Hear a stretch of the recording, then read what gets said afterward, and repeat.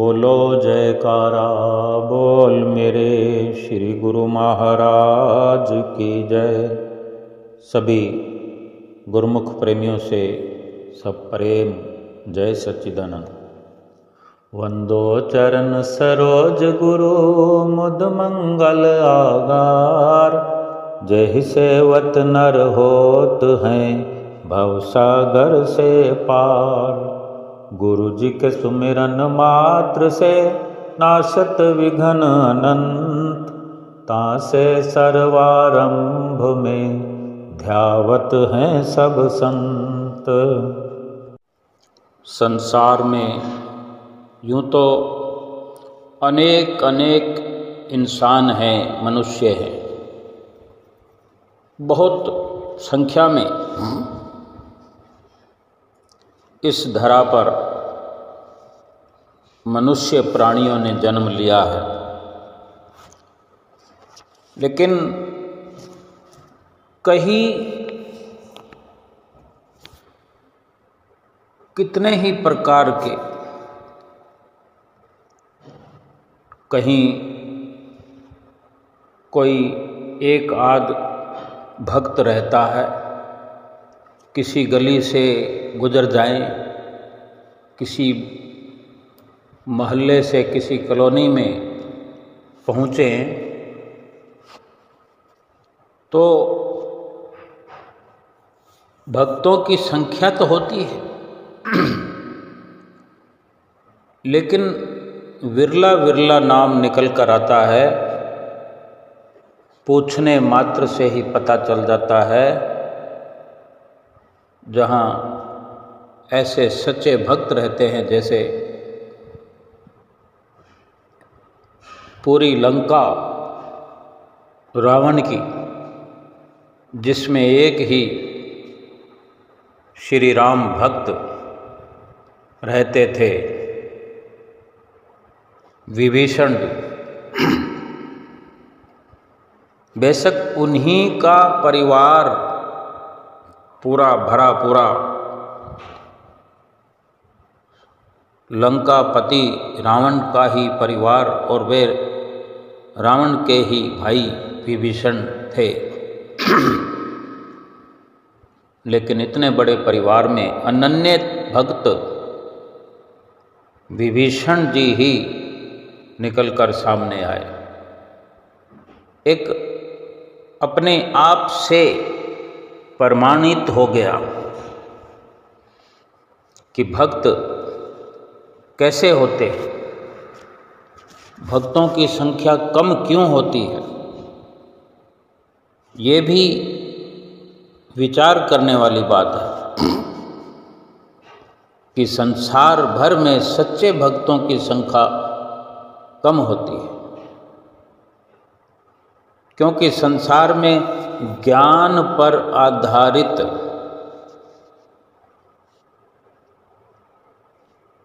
ज्ञान के अनुसार ज्ञान पर अमल करने वाले भक्त जो हैं विरले विरले कोई होते हैं। ठीक इसी तरह जैसे जंगल में हम सुनते हैं, देखते भी होंगे जिन जिन को अवसर मिलता है, लेकिन समझते सभी हैं। जो उदाहरण महापुरुष प्रस्तुत करते हैं हमें समझाने के लिए, ठीक प्रकार से हमें समझ में आता है कि जैसे जंगल में बड़े बड़े जंगल, घने घने जंगल होते हैं, हम ट्रेन में सफ़र करते हैं,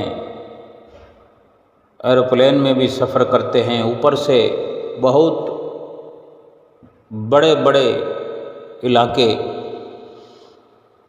जहाँ पर कोई बस्ती नहीं, घने जंगलों से भरे पड़े होते हैं। ट्रेन में भी सफ़र करते हैं तो कई किलोमीटर का एरिया ऐसा होता है जहाँ दूर दूर तक कोई आबादी के निशान नहीं होते, पेड़ ही पेड़ हैं वहाँ पर। भाव कहने का है कि पेड़ तो जंगल में अनेकों पैदा होते हैं, और वहाँ कोई पेड़ लगाने नहीं जाता, अपने आप पैदा होते हैं। मनुष्य के लिए भी यही निश्चित समझना चाहिए कि अपने कर्मों के अनुसार, प्रारब्ध के अनुसार वो इस धराधाम पर आते हैं, जन्म लेते हैं। जरिया तो कोई ना कोई बनता ही है। ये कुदरत की रची, कुदरत की रचाई ये रचना है। परमपिता परमेश्वर की ये सृष्टि जो रचाई गई है, सृष्टि रचयिता परमपिता परमेश्वर ने हर प्रकार से यहाँ पर सुनिश्चित किया है अपनी मौज से।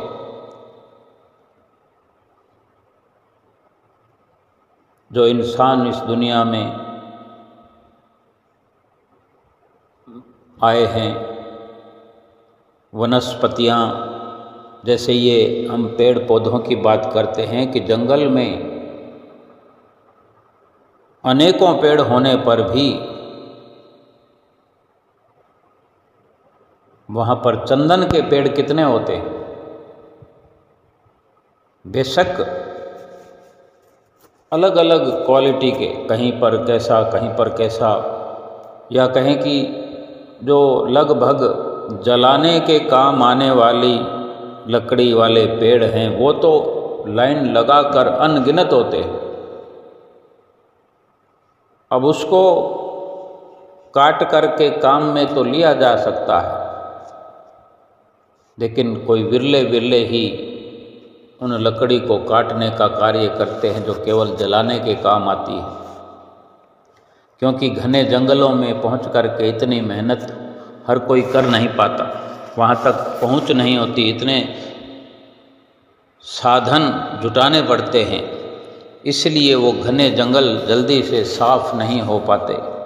वहाँ पर आबादी के निशान मीलों मीलों तक नज़र नहीं आते, बरसों के बरस वहाँ जंगल ही पड़े रहते हैं। लेकिन इतने जंगल में भी कहीं कोई विरले चंदन के पेड़ होते हैं। चंदन की लकड़ी जिस पेड़ से प्राप्त होती है वो पहले तो संख्या में बहुत कम ऐसे पेड़ होते हैं, और उन चंदन के पेड़ों को छूकर जो हवा गुजरती है वो हवा आगे उसी खुशबू को आगे पहुंचा देती है।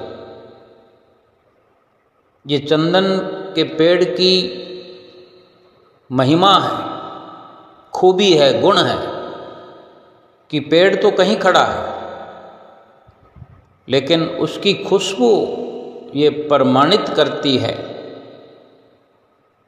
कि वो दूर तक उसकी खुशबू जाकर के किसी को वहाँ तक भी खींच लाती है, बुला लाती है। तो ये भाव कहने का कि दूर तक जिसकी महिमा हो, वास्तव में वही धन्य है। ऐसे ही संसार में सच्चे भक्तों की भी बहुत कम संख्या है। इतने ढेरों ढेर सारी आबादी, कहने को इंसान है, भक्त भी कहलाते हैं, लेकिन ऐसी अनन्यता, जिनकी भक्ति प्रमाणित होती हो, जिनकी भक्ति की महक, जिनकी भक्ति की खुशबू दूर तक जाकर के खींच लाती हो, जो उनसे भक्ति की शिक्षा प्राप्त कर लेना चाहते हो, किसी की चाहत हो जाए कि मैं भी ऐसी भक्ति हासिल करूं। आज हम संतों महापुरुषों के नज़दीक पहुंच करके उनकी शरण में, उनकी शरण ग्रहण करके किस प्रकार हम समय समय पर चल पड़ते हैं। हम श्री दर्शनों को जा रहे हैं, श्री आनंदपुर जा रहे हैं, श्री परागधाम जा रहे हैं, कोई कहता मैं संत नगर जा रहा हूँ, कोई संत नगर की आज्ञा मंगवाने के लिए यत्न में लगा हुआ है, कोई श्री आनंदपुर श्री दर्शनों के लिए जाने के लिए कुटिया पर आश्रम पर बाई जी से जाकर के आज्ञा पत्री तलब करता है, कोई टिकट रिजर्वेशन करवाने में लगा हुआ है। श्री गुरु महाराज जी ने तो किसी को नहीं कहा कि तुम आओ, लेकिन कुछ तो हर किसी को इशारा मिलता ही है। ये सतगुरु की महिमा है, उनकी भक्ति की खुशबू है, उनकी प्रेरणाओं का जोरदार असर गुरुमुख प्रेमियों के हृदय में होता है। वो सतगुरु की प्रेरणाओं से प्रेरित होकर इतने इतने हजारों मीलों की दूरी पर दौड़े चले आते हैं अपने सतगुरु का दर्शन पाने के लिए, उनसे भक्ति हासिल करने के लिए। फिर उन्हीं भक्तों में से भी कुछ चंद ऐसे भक्त बन पाते हैं निराले किस्मत वाले, जो प्रमाणित करते हैं, जिनकी विचारधारा से, जिनके कुशल व्यवहार से, जिनकी भक्ति की खुशबू से दूर दूर तक जो भी संपर्क में आता है वो भी महकने लग जाते हैं। ऐसे विरले भक्त ही संसार में हुआ करते हैं, जो संसार तक इस वास्तविकता को, इस मानवता की भलाई की भावना को पहुंचाते हैं। इस परमात्मा जो निराकार परमात्मा साकार रूप में सतगुरु के रूप में हमें मिल गए हैं, श्री परमहंस अवतार के नज़दीक पहुँच करके हम उनकी सेवकाई में पहुँच करके, उनके सेवादार बन करके हम भी भक्ति की खुशबू को अधिक से अधिक पूरे संसार में फैला सकते हैं, परोपकार के कार्य को आगे बढ़ा सकते हैं। विरले विरले गुरमुखों में हमारा भी नाम जुड़ सकता है। बाकी कहलाने को भक्त हैं, प्रेमी हैं, जैसे माता पिता के 4, 5, 6 बच्चे होते हैं, पुत्र पुत्रियां मिला करके, माता पिता के लिए सभी उन्हीं के पुत्र पुत्रियां हैं, उन्हीं के लाल हैं, सभी के पीछे उन्हीं माता पिता का नाम जुड़ता है। लेकिन पुत्र कहलाने के काबिल कोई विरला ही होता है, कोई एक ही होता है। ऐसे ही थोड़ी सी विपदा आने पर भाग खड़ा होता है जो, वो पिता की माता की प्रसन्नता प्राप्त नहीं कर सकता। जो दुख में माता पिता के साथ खड़ा हो, जो एक आवाज़ में, एक इशारे में हाजिर हो जाए, पुत्र कहलाने के काबिल वही होता है। ऐसे ही भक्त भी आसान परिस्थितियों में भक्ति करता रहे, ज्ञान बघाड़ता रहे, लेकिन थोड़ी सी विपदा आने पर, कोई शारीरिक कष्ट आने पर, कोई आर्थिक मुसीबत आने पर मानसिक परेशानी होने पर सब कुछ भुलाकर पीछे हटने लगे, वो भक्त नहीं होता। क्यों? कि जो असली भक्त होता है, गुरबाणी में कथन है, दुख दारू सुख रोग भया, कि जो दुख परमात्मा से जोड़ दे या परमात्मा से जोड़े रखे या परमात्मा से अधिक नजदीकियां बना दे, वो दुख नहीं है, वो सुख है। वही सच्चा सुख है। अगर कोई इतना इंतजार करेगा तभी तो समझ पाएगा। लेकिन जो मौके से भाग खड़ा हो जाए, कहीं और जाकर सिर पटकने लगे, इधर उधर भटकने लगे, तब तक तो बहुत देर हो जाती है। जो अनन्य भाव अपने भीतर रखता है, वो दुख की परिस्थितियों में संघर्ष करते हुए अपने सतगुरु, अपने इष्ट देव पर पहले से कहीं अधिक विश्वास करते हुए बिल्कुल भी डामाडोल ना हो करके हर स्थिति में, हर परिणाम में तटस्थ रहे, अडिग रहे और थोड़ी देर में जब दुख के बादल छट जाते हैं तो ऐसे भगत का भीतर से अंतर हृदय और भी अधिक पाक साफ सुथरा हो जाता है, निखार आ जाता है। जो केवल सुख में भक्ति करते हैं, स्थितियों और परिस्थितियों की जो भक्ति करते हैं, जो ऐसा जो ज्ञान अपने अंदर रखते हैं, असल में ऐसा सुख परमात्मा से नजदीकी नहीं बनने देता। और जो सुख परमात्मा से दूरी बढ़ा दे, असल में वो दुख है। जिस दुख से नजदीकी बढ़े, परमात्मा से प्यार बढ़े, लगन बढ़े, संसार से विराग हो, संसार से पीठ हो, वो दुख भी सुख से कहीं बढ़कर है।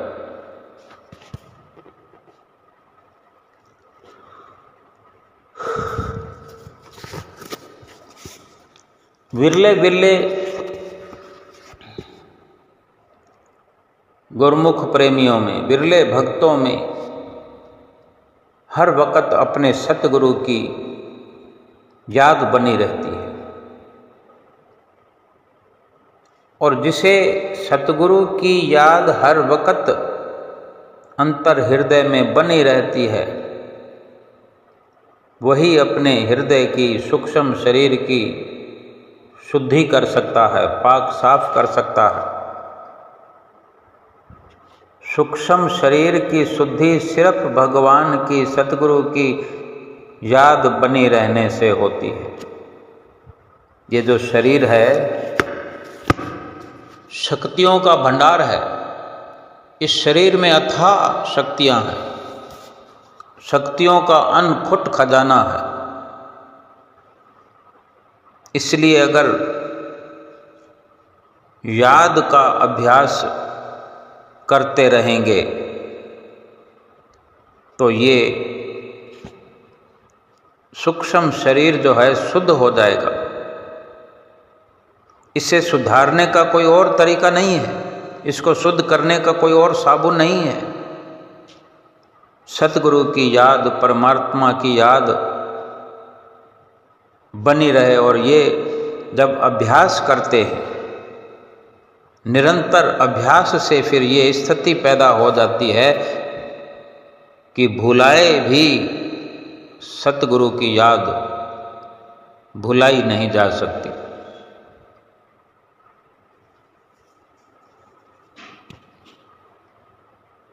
एक 3 तरह के शरीर हैं। हम कहने को एक मुकम्मल शरीर का जिक्र करते हैं कि मनुष्य शरीर हम लेकर आए हैं। इस मनुष्य शरीर में भजन भक्ति हो सकती है, मनुष्य शरीर में ही अभ्यास हो सकता है। ये शरीर भी 3 तरह के, लेकिन ये तीनों आपस में जुड़े हुए हैं और ये तीनों एक दूसरे से जुड़े हुए होकर एक दूसरे को प्रभावित करते रहते हैं। 3 शरीर कौन से हैं?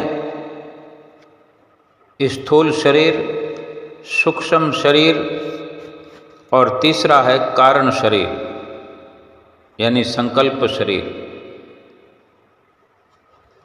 इंसान जैसा बाहर से दिखता है, यानी जो बाहरी व्यवहार करता है इंसान, हम ये खुद अपने आप से विचार कर सकते हैं। विचार करने मात्र से ही हमारा ज्ञान बढ़ने लगेगा। जो अब तक हम नहीं सोच पाए हैं वो समझ हमारे अंदर आने लगेगी। संतों महापुरुषों के इस तरह के जो अटल फैसले, जो ज्ञान बन करके हमारे जीवन को प्रकाशित करते हैं, जो हमारे अंतर हृदय में रोशनी करते हैं, सतगुरु के ज्ञान से भरे हुए वचन, उनके द्वारा हम अगर कोशिश करें सतगुरु के ज्ञान रूपी वचनों की रोशनी में हम अपने भीतर देखने का प्रयास करें, अपने आप को जानने का प्रयास करें, अपने आप को पढ़ने का प्रयास करें कि हम क्या हैं, हमारी अंदर और बाहर की क्या अलग स्थिति है। जो कि महापुरुष ऐसा कहते हैं कि जैसा इंसान बाहर से दिखता है, यानी जो बाहरी व्यवहार है, बाहर हम दूर दूर तक जैसा व्यवहार करते हैं, जैसे हम छल करते हों किसी से, कपट करते हों, किसी से झूठ बोलते हों, या किसी को अपनी गलत धारणा उस पर थोपते हों, किसी को गलत रास्ता बता देते हों, या किसी का उपहास उड़ाते हैं, मजाक उड़ाते हैं किसी का।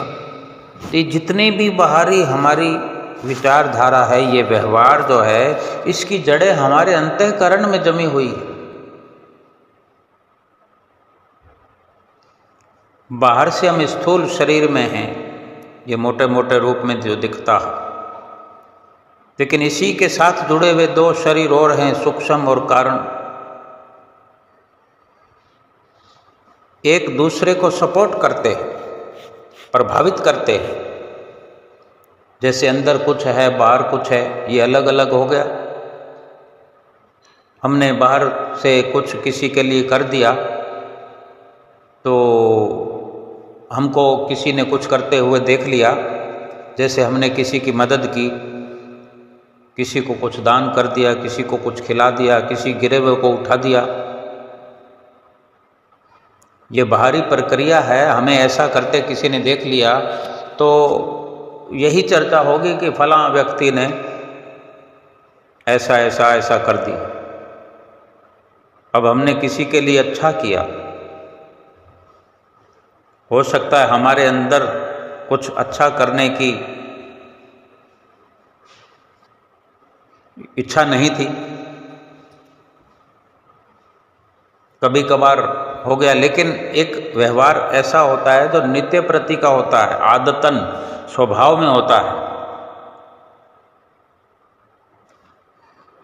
जो रोज होने वाली हमारी विचारधारा है, रोज होने वाले हमारे हाथों पांवों से कर्म हैं, उनकी गहरी जड़ें हमारे अंतर हृदय में जुड़ी होती है, सूक्ष्म शरीर में।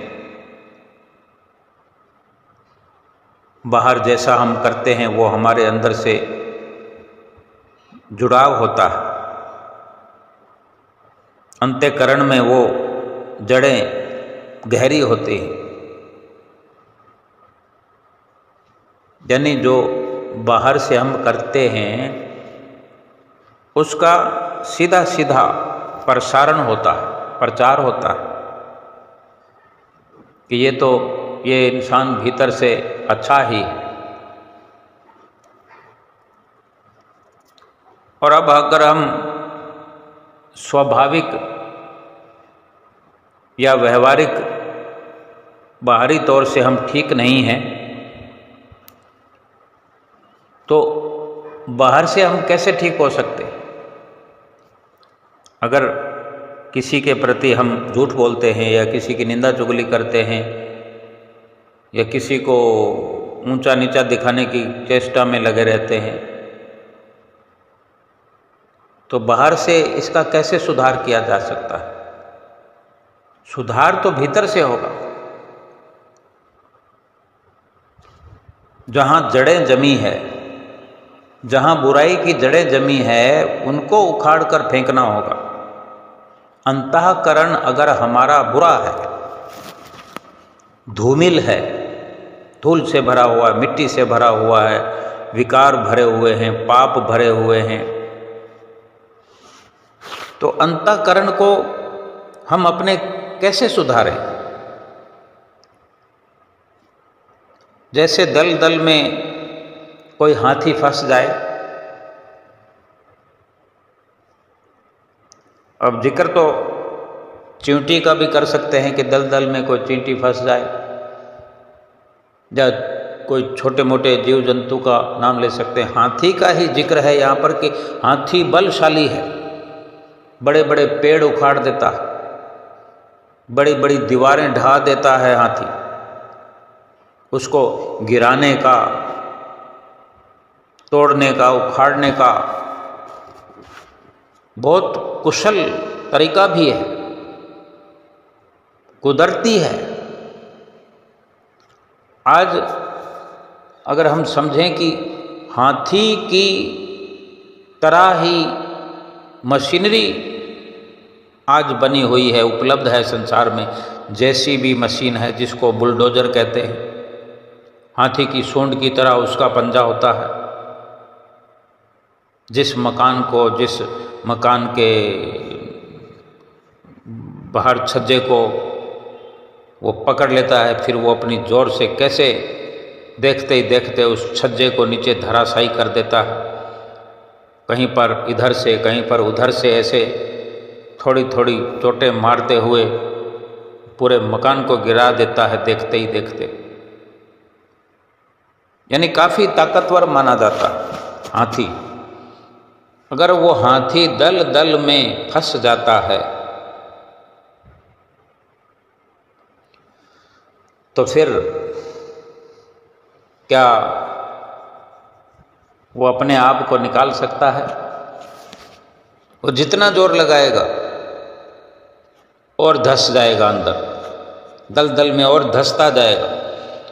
कोई उसका जोर, उसकी चतुरता काम नहीं आएगी। दूसरे हाथी ही मिलकर उस हाथी को दलदल में फंसे हुए को बड़ी चतुरता से बाहर निकाल कर ला सकते हैं और लाते हैं। एक माली पौधों को सींचता है तथा बेकार बेकार जो टहनियाँ होती हैं उनकी काट छांट भी करता है। एक किसान उपयोगी जानवरों को पालता है, जंगली जानवरों को भगाता है। ये हम समझ रहे हैं कि अपने अंतःकरण को कैसे सुधारा जा सकता है, इसी की चर्चा हम कर रहे हैं। सीखने का, समझने का प्रयास कर रहे हैं कि जैसे किसान अपनी इच्छा से, अपनी योग्यता से जानवरों को पालता है, लेकिन जंगली जानवरों को वो नज़दीक नहीं आने देता, क्योंकि वो उसकी फसल को चौपट कर देते हैं। उपयोगी जानवर जो होते हैं उनका उपयोग करके उसी फसल की जंगली जानवरों से रक्षा करता है किसान। ऐसे ही अपने अंदर सात्विक वृत्तियों, विचारों की रक्षा करनी है। अपने ही भीतर सात्विक वृत्तियाँ, सात्विक विचार बढ़ाते चले जाएं, और जो बुरी वृत्तियाँ हमारे दिलो दिमाग में, अंतःकरण में भरी पड़ी हैं, उनको बाहर निकालते रहे। बुरी परिस्थितियों से, सूक्ष्म कमजोरियों से बचते रहे। सूक्ष्म कमजोरियाँ हमारे भीतर सूक्ष्म शरीर में, जो हम बाहर अक्सर बोलचाल की भाषा में हम कह देते हैं, मैं सिमरन नहीं कर सकता, ये मेरे से नहीं होगा, मैं सेवा तो कर लूँगा, लेकिन उसमें भी थोड़ी देर में मैं तो थक गया हूँ। इससे तो अच्छा था कि इतनी देर में मैं कोई काम कर लेता, कुछ कमाई कर लेता, मैं कुछ आराम कर लेता। मैं तो बिना मतलब के, बिना कारण ही मैं थक चुका हूँ, शरीर मेरा दुखने लगा है। ये सूक्ष्म कमजोरी है, जो जड़ें हमारे अंदर इसकी बनी हुई है। इन कमजोरियों से सदैव बचते रहे। ये भला बुरा जो चिंतन हम करते हैं, वैसा ही हमारा स्वभाव बन जाता है। हमारी प्रकृति बदलना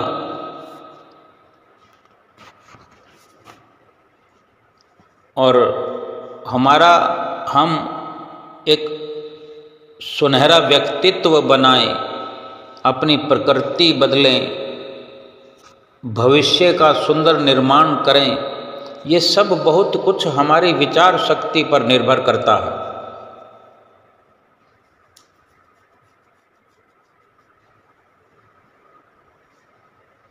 बारूद को बंदूक की नली में डालकर किसी भी दिशा में बंदूक को कर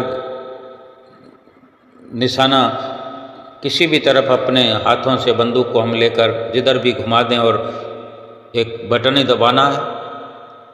पहले बंदूक को हाथ में लेने की हिम्मत आ जाए और फिर हमें लगे कि अब ठीक है निशाना, और जिस तरफ हम निशाना लगाकर उस बंदूक का ट्रिगर दबा देंगे, वहीं विस्फोट हो जाए। तो ऐसे ही अनेक अनेक विकारों को हमारी स्वच्छ सोच, हमारा दृढ़ निश्चय, अटल इरादा, सात्विक विचार, जो इस प्रकार हम अपनी सोच और विचार की बंदूक से ऐसा विस्फोट करते रहें, ऐसे दूषित विकारों पर, तो ये दूषित विकार नष्ट हो जाएंगे। जो हम अक्सर कहते हैं कि सुमरन नहीं होता, भीतर ही भीतर अपने सूक्ष्म शरीर में, अंतःकरण में, अपने मस्तक पर आँखों को बंद लिए हुए, आँखों को बंद किए हुए परमात्मा को एक बिंदु के रूप में अपने सामने कल्पना करते हुए देखते रहें। हम सतगुरु का दर्शन करते हैं, दर्शन करने जाते हैं, घर में तस्वीर में उन्हीं सतगुरु के स्वरूप का दर्शन करते हैं। हमारे मोबाइल में भी अनेकों सतगुरु के स्वरूप हैं। अब उन सब को उठाकर तो हम अपने अंतःकरण में नहीं डाल सकते। ये याद है, जो हमने कुछ सुना उसको याद रखा,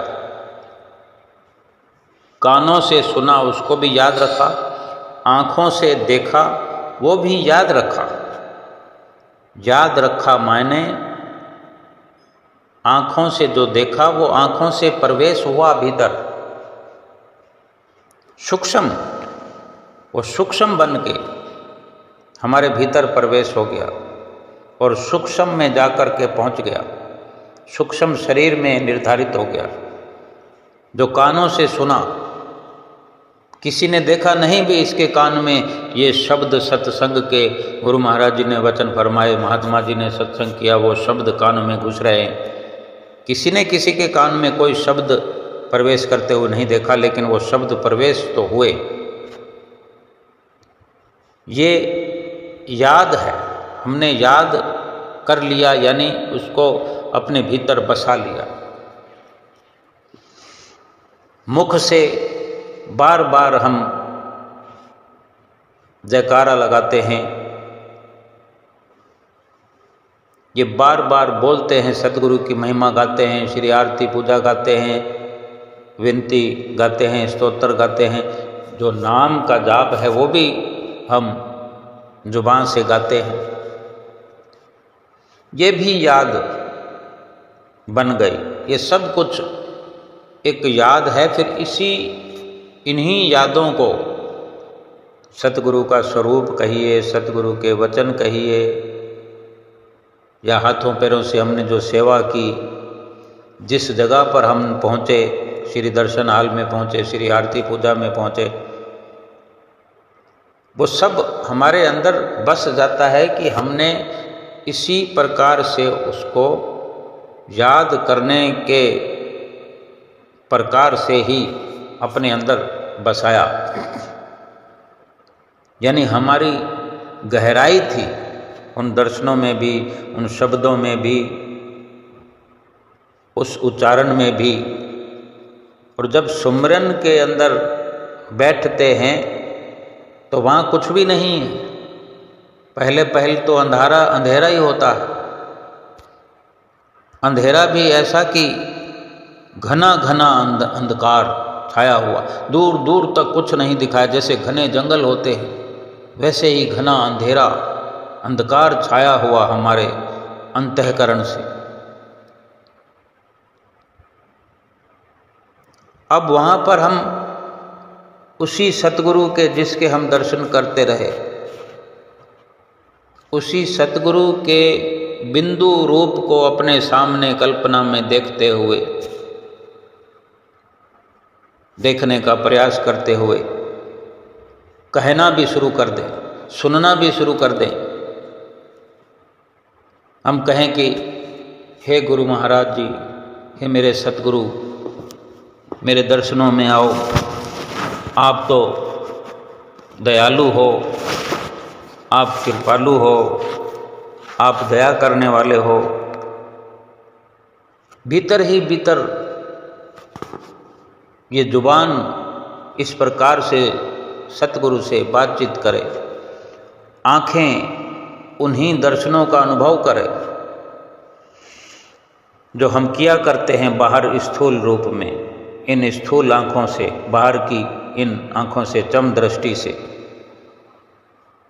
फिर अंदर एक आँख के माध्यम से, न तो वहाँ आँख है न वहाँ सतगुरु हैं, लेकिन कल्पना में ये सब हम करें, देखने का प्रयास करें, सुनने का प्रयास करें, कहने का प्रयास करें, सुनने का प्रयास करें। सतगुरु ने,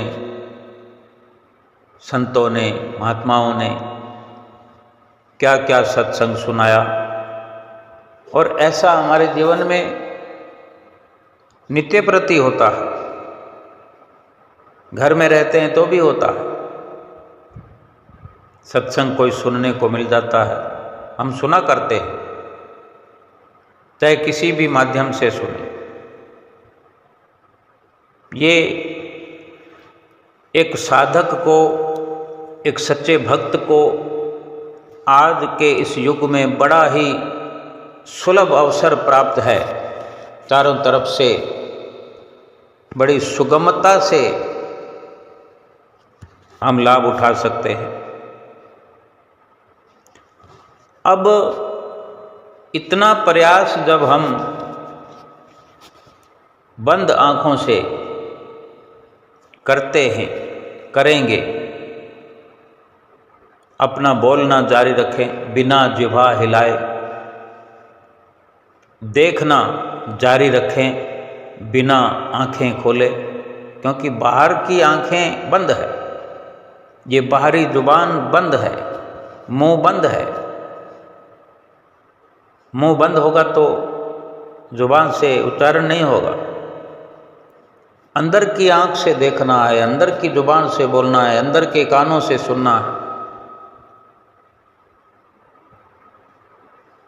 जैसे जिक्र भी हम सुनते होंगे, बिन बादल के बूंदें बरसें, बिन सूरज रहे उजाला।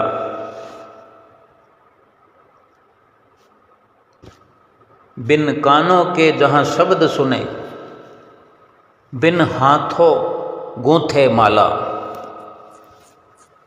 वो दायम कायम सुख जिसमें संतों ने डाला डेरा।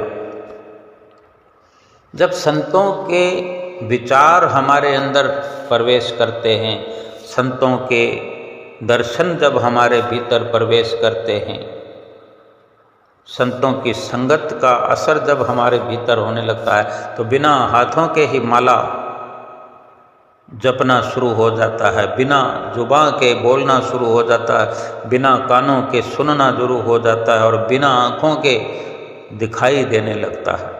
वो अंधकार जो भीतर में है वो छटने लगता है। अगर बड़ी कोई बाधा आती है तो वो ये है कि बेईमानी से कमाया हुआ धन हमारी बुद्धि को भ्रष्ट किए होता है, और ऐसे ही धन से कमाया हुआ कोई पदार्थ, कोई खान पान की वस्तु, कपड़े इत्यादि, ये इस भजन सुमरन के मार्ग में रुकावट डालते हैं। इसीलिए बार बार जब ऐसा याद का अभ्यास बनता है, सतगुरु को हम स्वरूप रूप में देख करके याद करने की कोशिश करते हैं, उनके वचन सुन करके उन्हें याद करने की कोशिश करते हैं, उनकी महिमा गा करके उन्हें याद रखने की कोशिश करते हैं, तो ये जो बुरे विकार, बुरे विचार, बुरे संस्कार हमारे अंदर गहरे हुए हैं, ये नष्ट होने लगते हैं। सतगुरु के प्रताप से, सतगुरु के दर्शन मात्र से, उनके वचनों की रोशनी से अंधेरा मिटने लगता है। सतगुरु के दर्शन मात्र से पापों की घनिष्ठता जो है वो नष्ट होने लगती है। वो जो अंधेरा है वो सतगुरु के वचनों की रोशनी से छटने लगता है, अंधेरे के बादल समाप्त होने लगते हैं। लेकिन जीव जब तक प्रयास न करे, अपने आप को अनन्य न बनाए, केवल अपने आप को मात्र भगत बनाने की कोशिश करे या एक अपने आप को इंसान कहलाने की कोशिश करे, कोशिश ऐसी हो कि हम प्रमाणित कर सकें कि हाँ, हमने मनुष्य का जन्म लिया है और ये जन्म खास है, तो खास कार्य इस मनुष्य जीवन में हमने करना है। और जो ये माया की दलदल में हम फंसे हैं, ये मन है फंसाने वाला, और ये मन है हाथी के समान। मन बड़ा ताकतवर है, इसको निकालने के लिए इससे भी बड़ा शक्तिशाली जो सतगुरु का बख्शा हुआ नाम है, उसकी मदद से, उसके सहयोग से ये जीव ये मन और माया की दलदल से बाहर आ सकता है।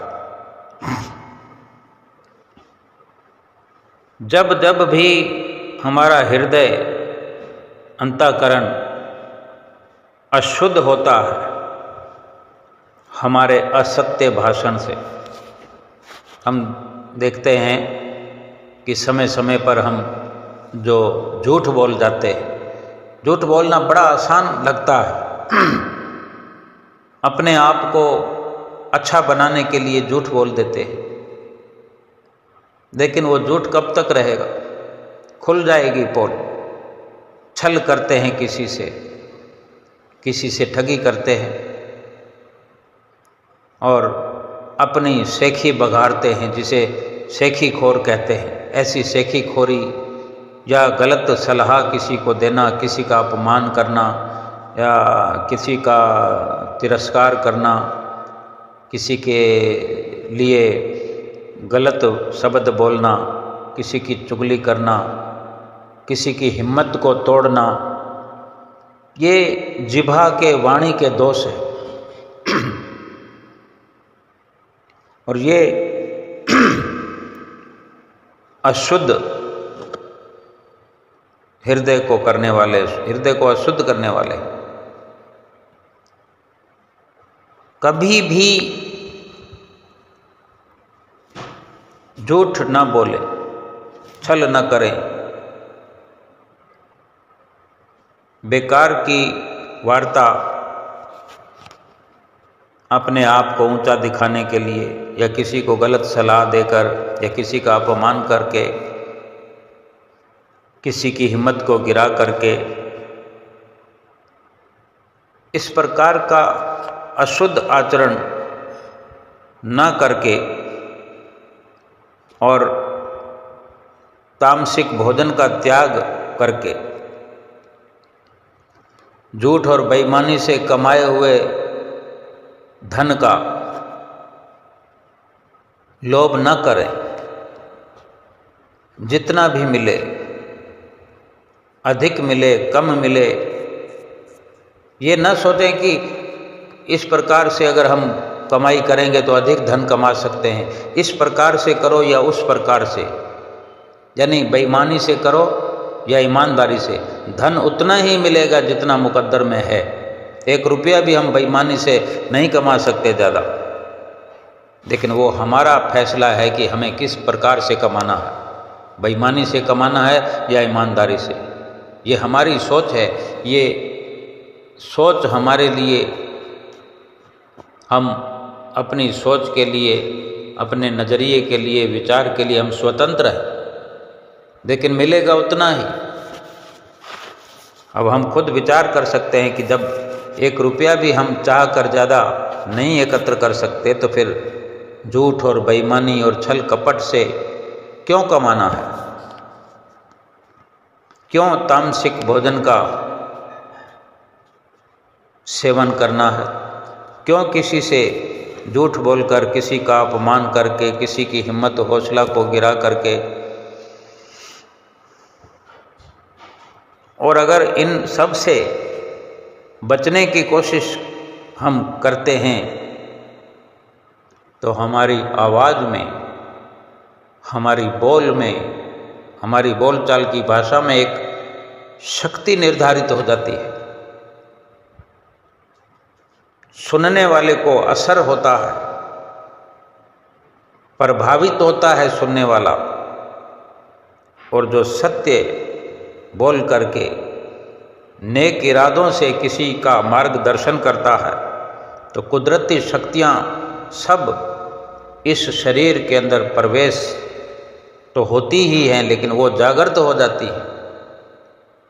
कुदरती शक्तियाँ जागृत होकर के ऐसे इंसान का मनोबल बढ़ाती है, जो किसी को हौसला देता है, जो किसी को भक्ति की राह पर चलने की ताकत देता है।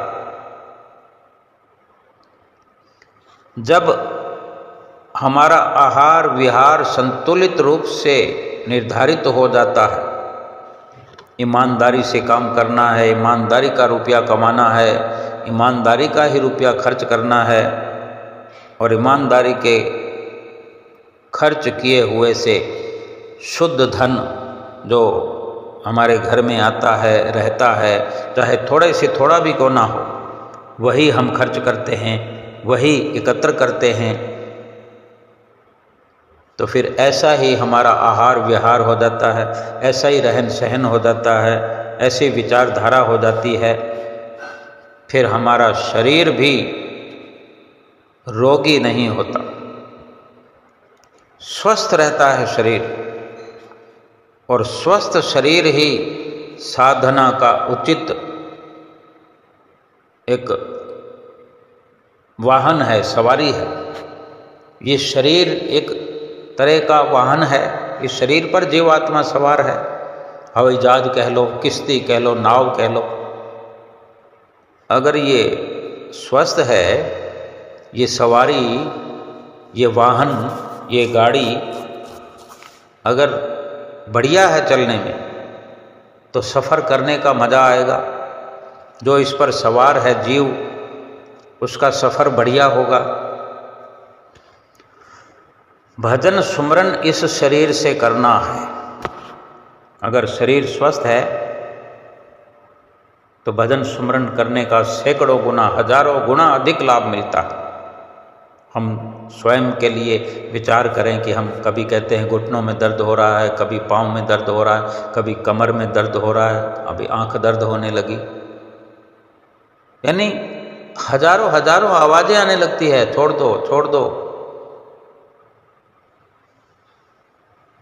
ये शरीर जिस काम के लिए मिला है, उसी काम को करने के लिए शरीर ये लाचार हो जाता है। हमारी ही विचारधारा के कारण, हमारे ही व्यवहार के कारण, हमारे ही स्वभाव के कारण गलत गलत तरीके से हम जो अपने इस जीवन को चलाने में लगे हुए हैं। अगर हमारा दृष्टिकोण दुष्ट है तो बेशक ये हमारे कुसंस्कारों का परिणाम है।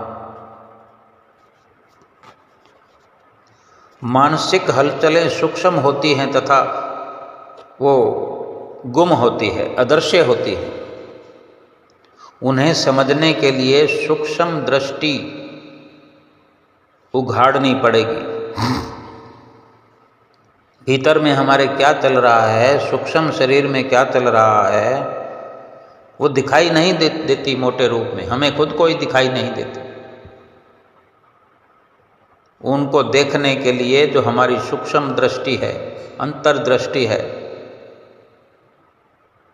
उसको ज्वलंत करना पड़ेगा। उस आँख को, उस तीसरी आँख को खोलना पड़ेगा। इस आध्यात्मिक क्षेत्र में महापुरुषों ने जो किया है, जो लिखा है, जो वर्णन किया है, जो हमें सत्संग के माध्यम से सुनने का अवसर मिलता है, उसका अध्ययन करें। अध्ययन करके और